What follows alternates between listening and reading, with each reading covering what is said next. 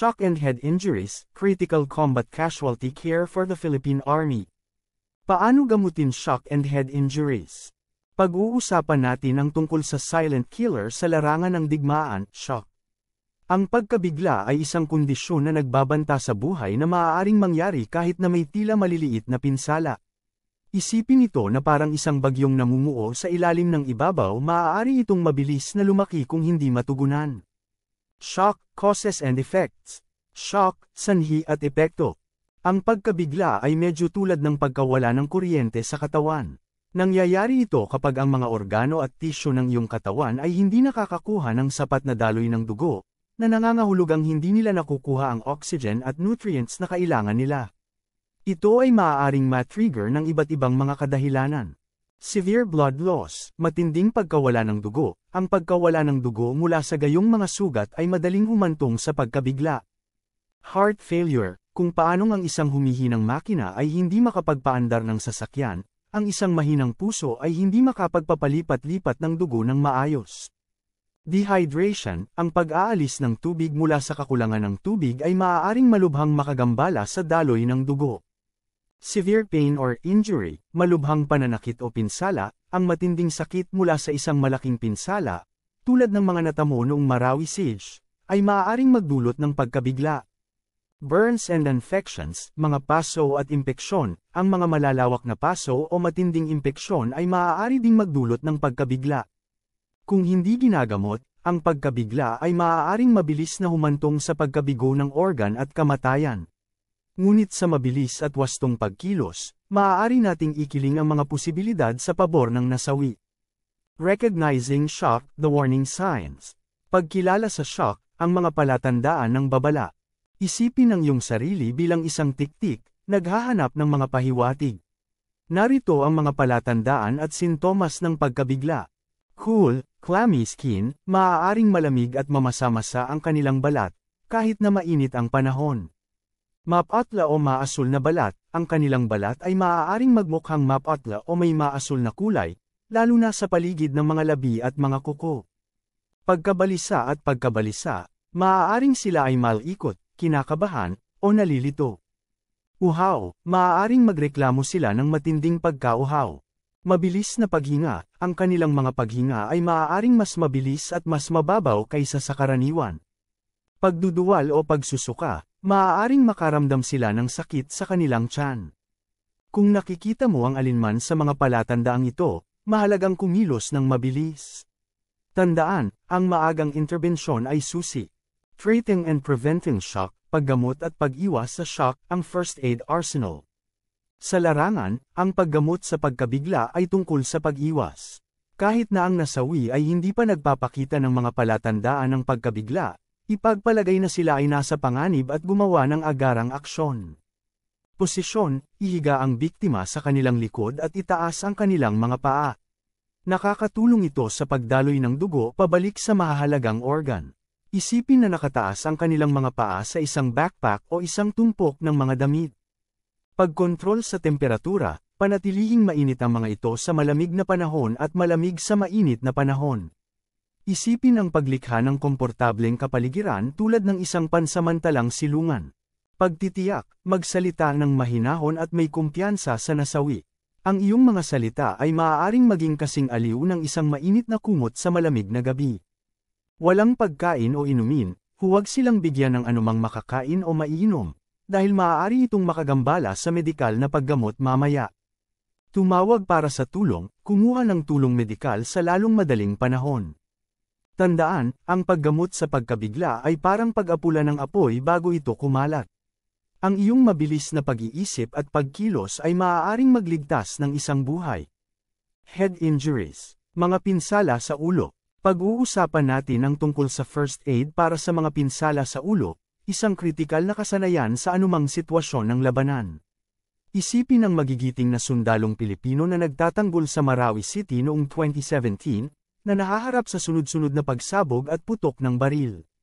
Ang mga pinsala sa ulo ay palaging banta, at ang pag-alam kung paano tumugon ay maaaring mga hulugan ng pagkakaiba sa pagitan ng buhay at kamatayan. Mga pinsala sa ulo, ang tahimik na banta. Ang pinsala sa ulo ay hindi palaging halata. Ito ay maaaring kasing liit ng hiwa o pasa sa anit o kasing lubha ng bali ng bungo na may pinsala sa utak.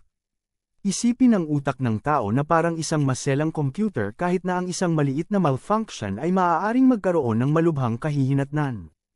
Recognizing head injuries, pagkilala sa mga pinsala sa ulo, ang mga palatandaan ng babala. Sa isang sitwasyon ng labanan, kailangan mong maging alerto para sa mga palatandaan ng pinsala sa ulo.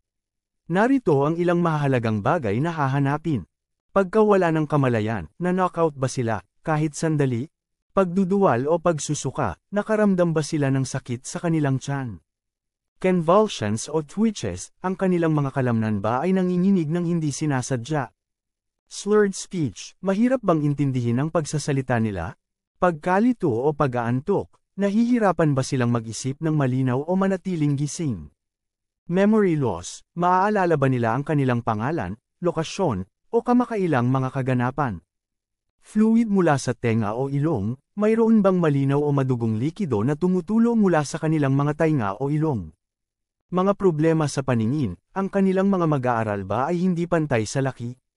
Iba pang mga palatandaan, hanapin ang pagkahilo, pananakit ng ulo, pagsuray-suray, paralisis, hirap sa paghinga, pagbabago sa pulso, itim na mata, pagdurugo mula sa ulo, o anumang deformity ng bungo. Kung nakikita mo ang alinman sa mga palatandaang ito, mahalagang kumilos ng mabilis at humingi ng tulong medikal. Tandaan, ang mga pinsala sa ulo ay maaaring maging banta sa buhay, at ang oras ay mahalaga. Open versus closed head injuries. Mayroong dalawang pangunahing uri ng pinsala sa ulo. Open head injury, ito ay tulad ng isang paglabag sa isang pader ng kuta. May nakikitang sugat, at kung minsan kahit na ang tisyo ng utak ay maaaring malantad. Pinsala sa saradong ulo, ito ay parang isang nakatagong bitak sa dingding ng kuta. Maaaring walang nakikitang pinsala, ngunit ang utak ay nasugatan pa rin. Parehong mapanganib ang dalawang uri, kaya huwag magpalinlang sa kakulangan ng nakikitang pinsala. Tandaan, bilang mga sundalo, hindi lang tayo sinanay na lumaban, tayo ay sinanay na protektahan ang isa't isa. Ang pag-alam kung paano makilala at tumugon sa mga pinsala sa ulo ay isang mahalagang bahagi ng responsibilidad na iyon. Mga pinsala sa ulo, higit pa sa nakikita. Ang pinsala sa ulo ay maaaring isang nakatagong kaaway. Ito ay maaaring mula sa isang maliit na bukol hanggang sa isang malubhang pinsala sa utak, at kung minsan ang mga sintomas ay hindi kaagad halata. Isipin ito tulad ng isang nakatagong bitak sa isang helmet, maaaring hindi ito seryoso, ngunit maaari pa rin itong ikompromiso ang integridad ng buong istruktura. General First Aid, your first line of defense. Pangkalahatang first aid, ang iyong unang linya ng depensa. Kapag nakikitungo sa pinsala sa ulo, ang iyong pangunahing layunin ay patatagin ang nasawi at mabigyan sila ng medikal na atensyon sa lalong madaling panahon. Narito ang kailangan mong gawin. Airway, tiyaking malinis ang daanan ng hangin ng biktima. Kung wala silang malay, maging handa na magsagawa ng rescue breathing. Leeg at gulugod, palaging ituring ang pinsala sa ulo bilang isang potensyal na pinsala sa leeg o gulugod hanggang sa mapatunayang hindi. Iwasang ilipat ang biktima ng hindi kinakailangan. Bihisan ang sugat, takpan ng dressing ang anumang bukas na sugat upang maiwasan ang impeksyon, ngunit huwag subukang linisin ang sugat o alisin ang anumang bagay na nakapaloob dito. Kumuha ng tulong, tumawag kaagad para sa tulong medikal. Ang oras ay kritikal sa mga pinsala sa ulo. Panatilihing mainit, tulungan ang nasawi na mapanatili ang temperatura ng kanilang katawan. Walang pagkain o inumin, huwag silang bigyan ng anumang makakain o maiinom, dahil maaaring kailanganin nilang operahan. Unconscious casualty, ang tahimik na pakikibaka. Ang isang walang malay na casualty ay mahina. Hindi nila mapoprotektahan ang kanilang daanan ng hangin, sabihin sa iyo ang kanilang nararamdaman, o makagalaw ng mag-isa. Kailangan mong maging mas mapagbantay. Paghinga, subaybayan ng mabuti ang kanilang paghinga. Kung ang kanilang mga labi o mga kuko ay asul o kulay abo, ito ay senyales na hindi sila nakakakuha ng sapat na oxygen. Kumilos ng mabilis upang buksan ang daanan ng hangin, muling iposisyon ng mga ito, o simulan ng rescue breathing kung kinakailangan. Pagdurugo, ang mga sugat sa ulo ay madalas na dumudugo ng husto dahil sa maraming supply ng dugo sa anit.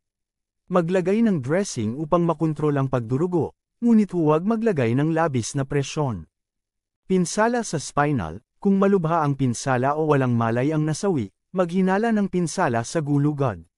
Maghanap ng mga palatandaan tulad ng kawalan ng pagtugon sa stimuli, pag-igting ng tiyan, o, sa mga lalaki, isang paninigas. Pangasiwaan ang nasawi ng may matinding pag-iingat upang maiwasan ang karagdagang pinsala. Concussion at convulsions, maging handa para sa mga sintomas ng concussion tulad ng pagkalito, pagkahilo, o pansamantalang pagkawala ng malay.